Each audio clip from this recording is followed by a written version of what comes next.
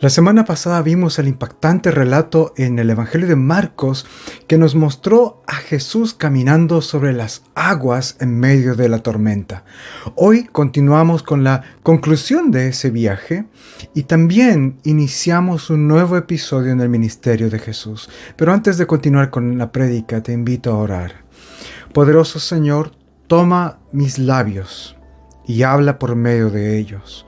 Toma nuestras mentes y ayúdanos a pensar tus pensamientos. Toma nuestros corazones y enciéndelos con tu amor mediante tu Hijo Jesucristo. Amén. Amén. Vamos a ver los versos finales del capítulo 6, del 53 al 56, el fin de este viaje tormentoso, pero que da inicio a un nuevo episodio. En estos últimos versos del capítulo 6, Marcos nos habla del final de esta travesía en el lago. Jesús libró a sus discípulos del terror de la tormenta y de ahogarse, y también les mostró una vez más su poder al caminar sobre las aguas. Sin embargo, aún hay trabajo que hacer para Jesús y para los discípulos. Ni bien llegaron a tierra, Marcos nos dice que la gente nuevamente se amontonó alrededor de Jesús. Tan pronto bajaron de la barca, la gente los reconoció y empezaron a buscarle. Era tan grande la necesidad que los enfermos llegaban de todas partes en sus camillas. Y Jesús los recibió a todos ellos y los sanaba. En todas partes donde Él iba sanando, Él iba recibiendo a las personas en necesidad. A pesar de que el mismo Señor ya había dicho varias veces que su propósito principal no era sanar, que Él no quería que lo vieran solo como un milagrero, a pesar de eso, Él nunca rechazó a ninguno. Donde hubiera necesidad, Él lo recibía con los brazos abiertos y lo sanaba. Y esto nos enseña una vez más el carácter de la misericordia y el amor que tiene este Rey Mesías. Donde quiera que Él entraba, ya fuera en aldeas, ciudades o en el campo, en las calles donde estuviera la gente, enfermos, le rogaban que tan solo le permitieran tocar su manto y Él los sanaba. Quiero que miremos con mucha atención especialmente este verso 56 de este capítulo, porque este verso nos va a preparar, no solamente cierra el capítulo 6, sino que nos prepara para entender lo que vamos a ver en el capítulo 7. Porque este verso está diciendo que la gente de todas partes le rogaban. Presta atención en esta palabra. Le rogaban, le imploraban que tan solo les permitiera tocar siquiera el borde de su manto. Y Marcos afirma con certeza total que todos los que lo tocaban quedaban sanos. Quiero aclarar un par de cosas en este punto. Queridos amigos, hermanos que están escuchando, viendo esta prédica, no hay nada mágico ni supersticioso en este acto, en este relato. No se trata de que el manto o la ropa de Jesús haya tenido alguna cualidad o de que Él de alguna manera otorgaba poderes curativos a sus ropas. De hecho, este pensamiento fue un error en el que cayeron muchos cristianos, de pensar que existen objetos sagrados, reliquias que le pertenecieron a algún santo que tienen algún poder y que por medio de tocar esto o presenciar esta reliquia o estar en la presencia de este objeto sagrado, recibimos algún beneficio, alguna bendición. Nada de esto es bíblico. Nada de eso es bíblico. Lo que vemos aquí en este relato no es que el manto de Jesús tuviera alguna clase de poder. Lo que vemos en este relato es el poder de la fe. Este verso Y quiero que notes cómo está escrito. Se trata enteramente de la actitud del corazón de estas personas. Fe en gente que estaba tremendamente necesitada y que se acerca confiando en el dueño del manto. No en el manto, en el dueño del manto. El que viste el manto es Jesús. Él es el centro de atención. Él es el centro de esta fe, no el manto. Su amor, su compasión. Este verso nos está mostrando que Jesús nos conoce nuestras necesidades y Él nos ama más que nadie en el mundo y permite que nos acerquemos a Él precisamente con estas necesidades. Él es más compasivo que cualquier otro y Él es más poderoso y más grande que nuestras necesidades y nuestras aflicciones y dolencias. Y para experimentar ese amor, para experimentar esa misericordia, ese poder, necesitamos únicamente fe, acercarnos a Él, así como estamos en fe. Esta gente, en su necesidad, tuvo fe. Fe en Jesús, fe en su bondad y misericordia, fe en su poder. Y era tan grande su poder que aún al tocar el manto ellos se sanaban. Pero el centro de todo el verso es la fe y el amor de Dios que recibe a los que se acercan a Él en fe. Por medio de la fe. Este es un cuadro maravilloso. Luego de esta historia en el lago donde los discípulos estaban llenos de miedo y de susto. Pero al mismo tiempo este cuadro de fe de esta gente necesitada nos lleva a presenciar un contraste duro y radical con lo que vemos ahora en el capítulo 7. Sigamos leyendo. Ahora de los versos 1 al 8 nos va a mostrar este pasaje que honrar a Dios solamente con los labios es falsa adoración en el fondo. Porque en estos versos vemos que aparecen en escena nuevamente los religiosos, la élite espiritual rodeando a Jesús una vez más. Pero ellos no buscan tocarle, no buscan a Jesús para recibir algo de Él. No, ellos no han venido a recibir, ellos han venido a entregar. Ellos vienen a dar su propia sabiduría, a dar su propia justicia, a mostrar, a presentar su santidad, su religiosidad. Y lo hacen de una forma crítica, de crítica y de juicio. Y los discípulos de Jesús son el chivo expiatorio aquí, porque dice el verso 2 que ellos vieron que estos discípulos, algunos de ellos comían pan con las manos impuras, es decir, sin habérselas lavado. Comer con las manos impuras en este verso no tiene nada que ver con la higiene. No es que ellos estaban infringiendo las normas sanitarias. Se trataba de un acto ritual, un acto religioso. El lavarse las manos era un acto religioso. Y lo que los fariseos están criticando era que estos discípulos no estaban cumpliendo con esta tradición religiosa de lavarse las manos antes de comer. Esta práctica no está, ojo, en las escrituras. Eran tradiciones que ellos habían llegado a tener. Algo similar a como hoy día vemos en algunas personas que tienen tradiciones religiosas como persignarse o dar gracias por los alimentos, orar antes de comer. Esas cosas no están ordenadas en la Biblia, pero son cosas que hacemos como parte de nuestra expresión religiosa, dependiendo de qué tradición religiosa estás practicando. El punto es que para estos fariseos, esta práctica de lavarse las manos había llegado a ser muy importante. Marcos explica en los versos 3 y 4 cómo es que practicaban esta ceremonia de lavarse las manos para comer y que de hecho si no lo hacían ni comían, dice Marcos. Y los fariseos usaban estas tradiciones para mostrar su superioridad religiosa, para mostrarse a ellos mismos como verdaderos hombres de fe.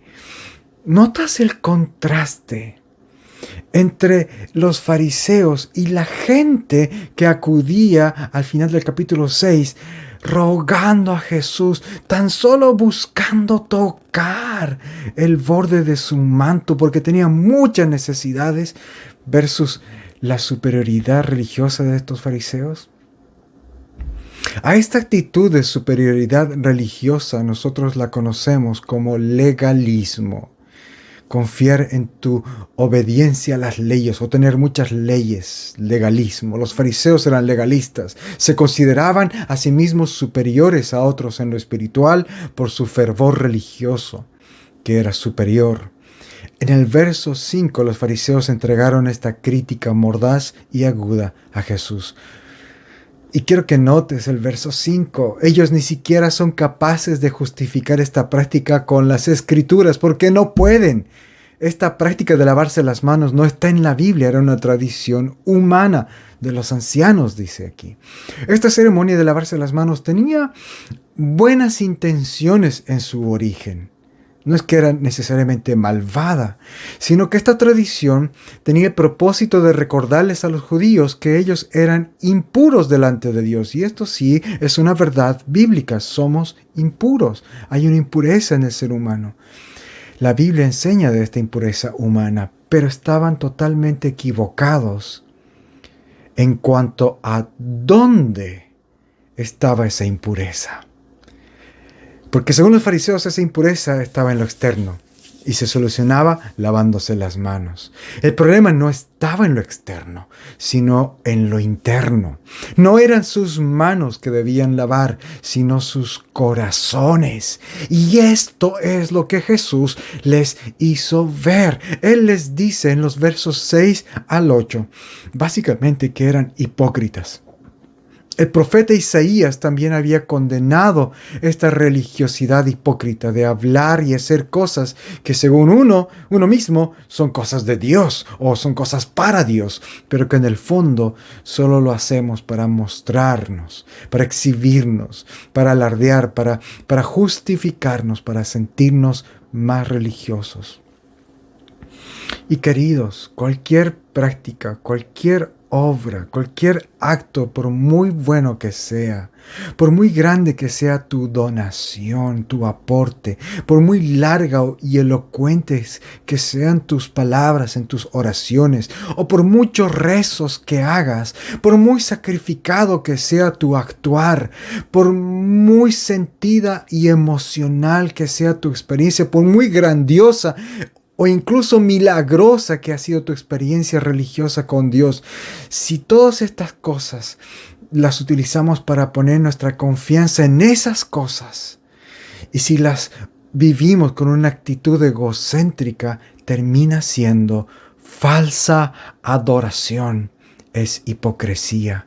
No importa cuán espiritual, cuán religioso es lo que vives o lo que haces o lo que practicas.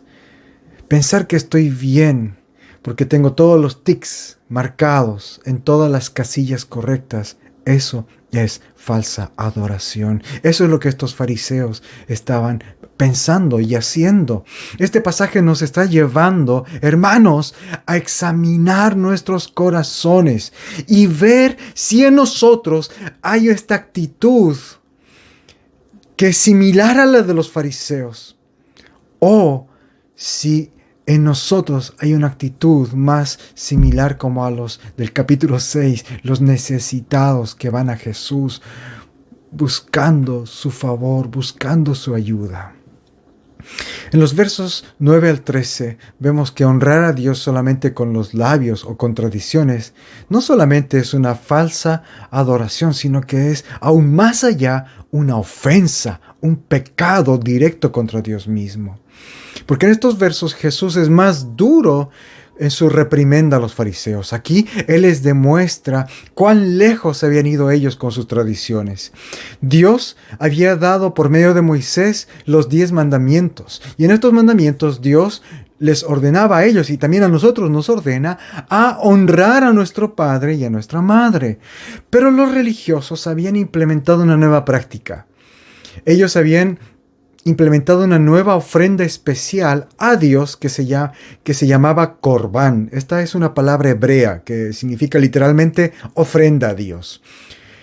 Y ellos decían, si tú le das esta ofrenda a Dios, con esta ofrenda te libras de cumplir con otras responsabilidades económicas.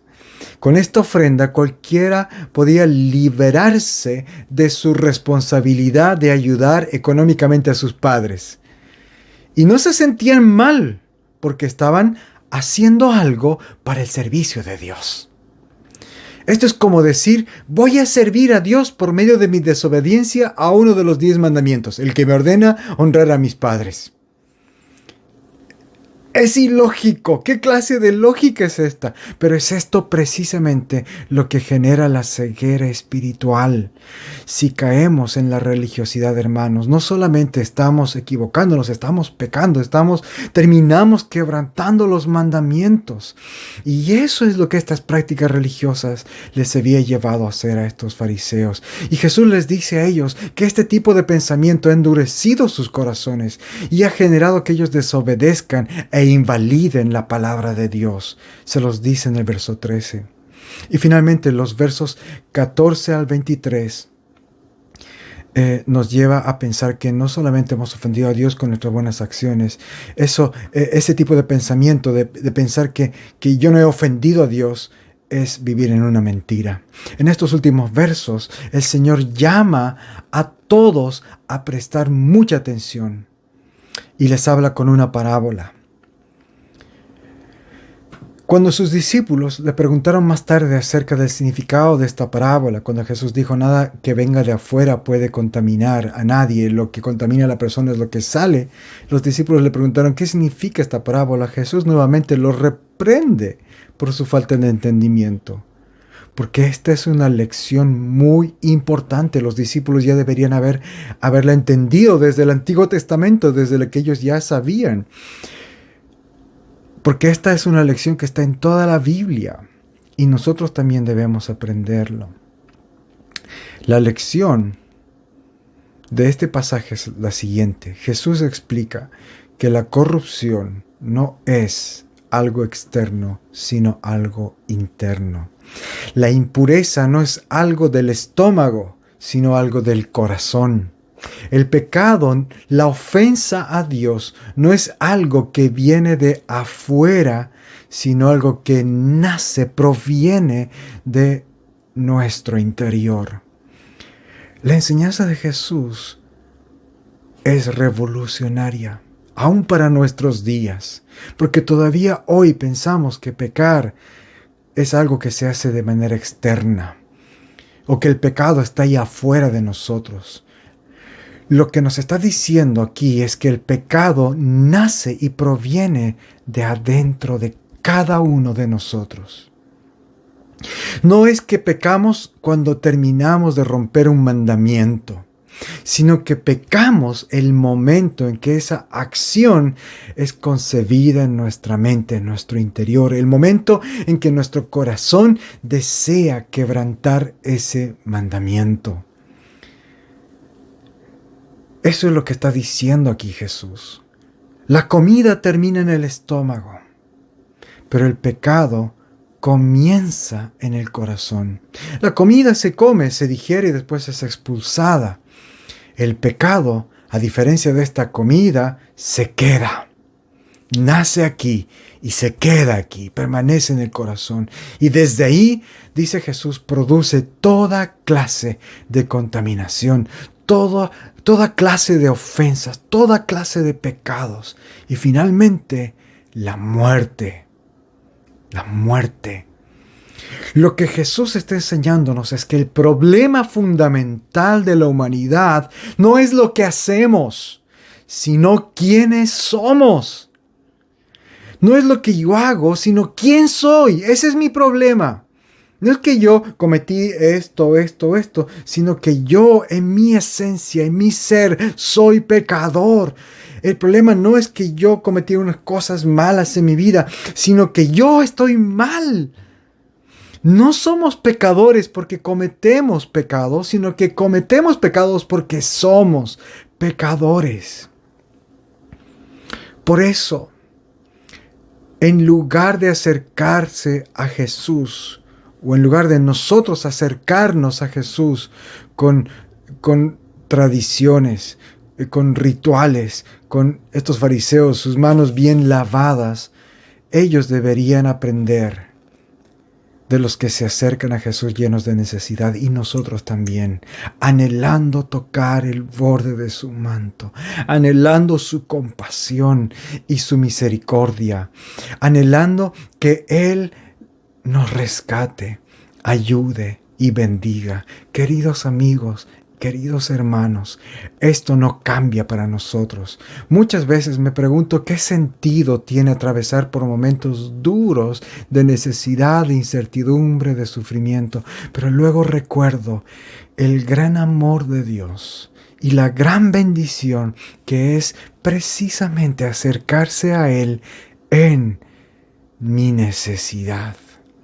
Acercarse a Cristo, ir a Dios completamente vacíos, sin justificativos, sin mis rituales, sin mi currículo. Yo me he lavado las manos, yo he hecho tal cosa, yo he hecho esto otro. Lleno de conocimientos adquiridos, prácticas religiosas, tradiciones. Es mejor estar de rodillas frente al Maestro, lleno de necesidad, lleno de dolor, angustia, que estar ante Él de pie, exigiendo, criticando, esperando, demandando, lleno de algo que ofrecer en lugar de alguien vacío, buscando recibir. Queridos hermanos, es mejor ser pordiosero que se acerca implorando misericordia que acercarse a Él como un cliente insatisfecho demandando servicio. Él ha venido para los necesitados. Jesús ha venido para el pecador, para el que sufre, para el que llora, para que aquel que es capaz de ver su propia gran necesidad de perdón y amor. Todo lo malo nace del corazón y es el corazón donde necesitamos el milagro de la vida nueva. Y Él ha venido precisamente para dar vida a aquellos que están muertos. Las buenas noticias es para aquellos que necesitan de ayuda. A diferencia de los pordioseros y los suplicantes del capítulo 6, tenemos aquí este cuadro triste de estos fariseos que no necesitan ayuda porque están llenos. Sus corazones están llenos de orgullo, llenos de tradiciones. Sus vidas están llenas de religiosidad, llenos de actos como el de lavarse las manos y otros tantos. Pero ellos que piensan que son superiores espiritualmente y que están más cerca de Dios, son los que están más lejos. Versus los otros que están llenos de necesidad, llenos de necesidad. Jesús no menospreció a ninguno de ellos. Aquellos que le buscaron implorantes. Y hoy la palabra nos está diciendo esto. Seamos como los primeros. Seamos necesitados de Dios. Así que te traigo este mensaje. Esta semana quizás te sientas necesitado. Quizás estos días te has sentido lleno de necesidades y quizás incluso te has condenado a ti mismo pensando, pero ¿yo qué tengo para ofrecerle a Dios? Precisamente ese es el lugar, el mejor lugar para comenzar. Yo no tengo nada que ofrecerle a Dios. He venido solo para recibir y Él tiene todo para darme. Oremos. Padre, gracias por enviar a tu Hijo en nuestro rescate. Gracias porque Él es nuestro perdonador. Hoy venimos a ti completamente necesitados.